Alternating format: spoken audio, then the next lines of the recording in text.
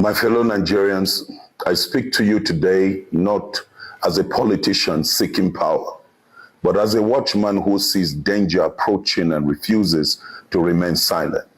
Nigeria today stands as a dangerous, dangerous crossroad, and our nation is bleeding across the country, from one community to the other, from cities to city, from the rural communities. Our people are living in fear. Communities are attacked. Innocent lives are taken. And destinies are being messed up and wasted. To our fields and families sleep at night uncertain about what tomorrow will bring and what tomorrow will look like. Nigeria is a blessed nation. We are a nation with great people, enormous resources, tremendous potential. Yet today we are confronted by a crisis that threatens the very foundation of our country. The greatest threat today we face is not only about the terrorists that are hiding in the forest, but it is also the terrorists and their sympathizers who hide behind politics. It is the collaborators who hide within our institutions. It is those who pretend to lead but secretly enable the forces that destroy our nation. We must speak the truth without fear as common and ordinary citizens of this country, which you are not ordinary citizens, but you are custodian of what happens to this country. Nigeria's security crisis cannot be solved if those who sympathize with terror are allowed to operate inside the institution of government. Nigeria cannot defeat terrorism if those who protect or excuse terrorists continue to hide behind power. The NSA said in the past few days that terrorists are his brothers and should not be killed. Just within the last 3 weeks, we have over 80 gallant soldiers and officers that have been mourned down. My heart is grieved for the ongoing genocide, the killing of our officers.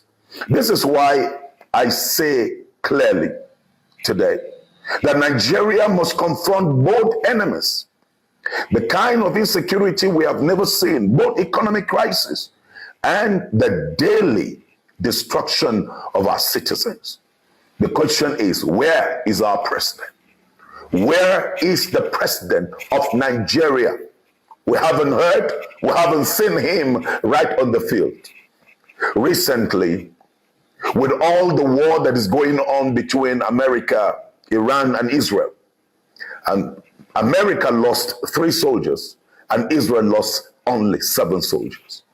But in the past few weeks, Nigeria have lost over 100. And just 2 weeks ago, we have lost over 80. And the president is not there, but the president of America was right there to receive the body of his gallant soldiers. We Nigerians must be willing to confront the terrorists in the forest and the collaborators that are hiding within our institution and in Aso Rock Villa. No nation survives when those who undermine it are allowed to remain within the structure of power. This is also a direct message to Mr. President, the President of Nigeria. Mr. President, the responsibility before you is enormous. The office you occupy carries the weight of protecting more than 200 million lives. The time has come to wake up to the full reality of what Nigeria is facing. This is not a routine security problem. This is a national emergency. What started in the Northeast has spread to the Southwest, and now we are seeing it moving to virtually every state in this country. The Nigerian people expect decisive leadership. They expect a government that will defend the nation without hesitation and without compromise. The welfare and the safety of Nigerians must be placed above political calculation. Mr. President, the blood of innocent Nigerians must matter more than the comfort of those in power. Every terrorist network must be dismantled. Every collaborator must be exposed. Every sympathizer within institutions and in the villa that is working with you, Mr. President, must be removed. Nigeria must no longer tolerate a system where those who undermine national security are shielded by politics. Mr. President, where are you? Mr. President, where are you? Look at the surge in energy cost. Diesel has just skyrocketed. Surge in cement costs. This is the time to serve the people and make Nigeria work. Oh, Mr. President, I will advise you step aside. If you do well, you don't need to campaign for re-election. Nigerians will massively vote for you instead of running here and there trying to mobilize people for your second term. If you do well, Nigerians will stand with you. Your government is busy running politics and destroying the system of democracy and governance. I am grieved as a watchman to watch this country sliding into destruction. The recent attacks across our country shows us something deeply troubling. The attack in Kwara that should lead to national mourning, the killing in Goshe in Borno State, the massive killing of our military officers, and the president is absent. Today, terrorists are becoming more organized, more daring, more confident. But the question is, Nigerians must ask, why? How can criminals continue to operate with such confidence unless they have support somewhere within the system? Shegumi confessed and said that in all his trips, the government has always been with him. Nigerians must confront this reality honestly. We cannot continue pretending. We cannot continue deceiving ourselves with liars like Bola or Mokri and others. These people represent everything that is wrong with the country. And I want to say this to you, liars that are moving around trying to change the narrative of what is going on in this country. Your sins will surely fish you out. We cannot deceive ourselves with the rubber-stamped national and state assemblies led by wicked politicians like Apabio and his gangs.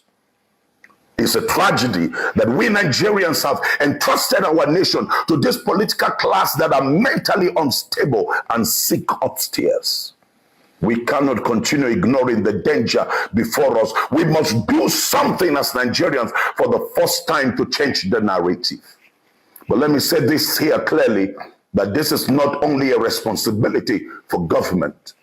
This is also a moment. I speak with passion as a watchman to all of you Nigerians. This is a moment for citizens. Yes, this is the moment for citizens. Nigeria belongs to all of us. Nigeria belongs to you. Nigeria belongs to me. The future of this country cannot be left in the hands of politicians alone. There was something called Financial Reporting Institute that wants to integrate the Islamic financial system into the Nigerian financial framework. Nigeria is not an Islamic nation. We have enough issues that we are dealing with. Why bring in such stuff into a country that is not an Islamic nation?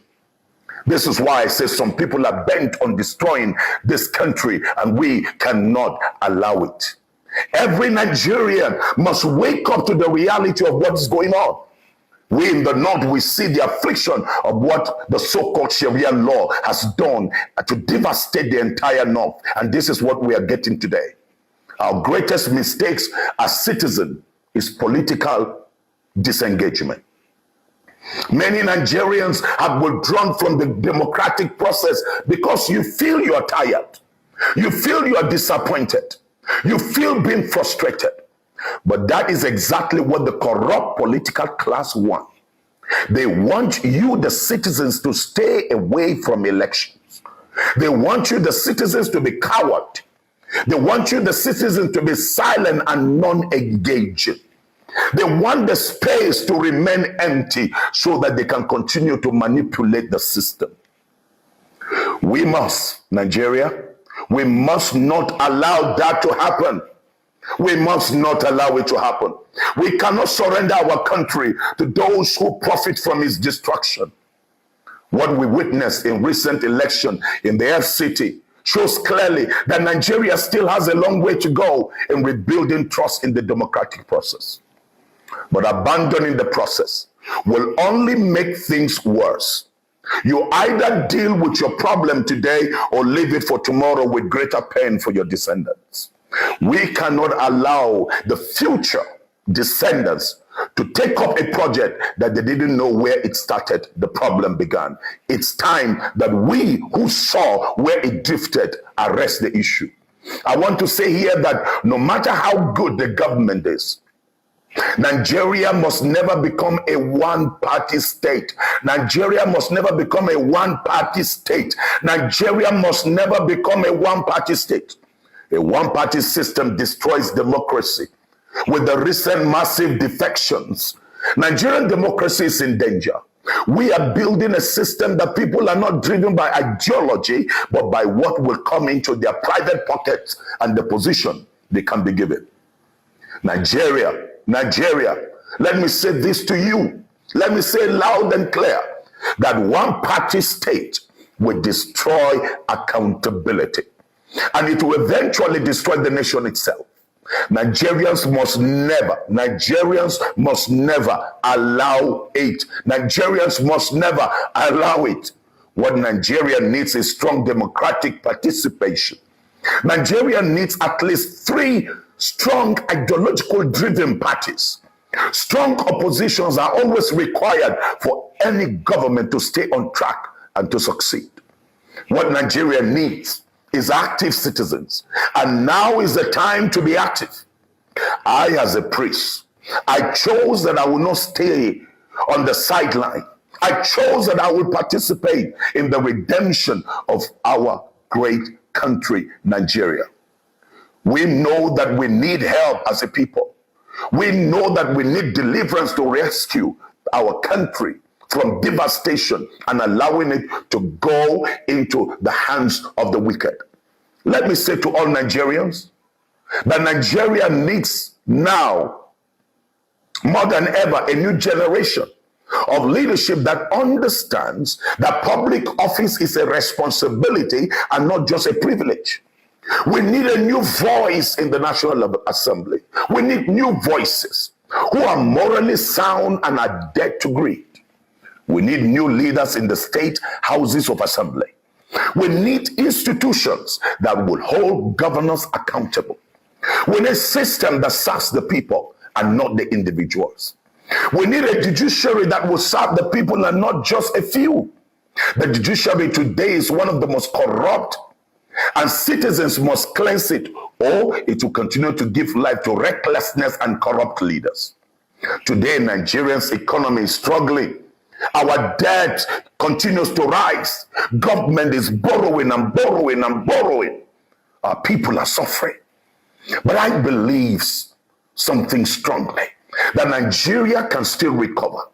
Nigeria can still rise. Nigeria can still become a nation that works for its people. But then, that recovery will not happen automatically, and it will not happen accidentally. We as citizens who are tired of this yoke must be intentional and proactive to address the issues and break the yoke off our neck. It will require courage. It will require truth. It will require you and me, the citizens, who will refuse to remain silent and coward. Violence is not the solution, and therefore we must not be violent. But we must be organized as citizens. There must be an organized citizen action, a peaceful mobilization, a civic participation. This is why the next 3 months are extremely very important for you and me as Nigerians, both in Nigeria and in the diaspora. This is a critical moment in the history of our country. And I speak to every Nigerian of good conscience that you must arise. Muslims of integrity and good conscience must arise. Christians of integrity and good conscience must arise. Not those who manipulate religion for power. Not those who hide in the corridors of power, deceiving the nation. But genuine people of faith who believe in justice, who believe in truth, and who believe in righteousness. Oh, Nigeria.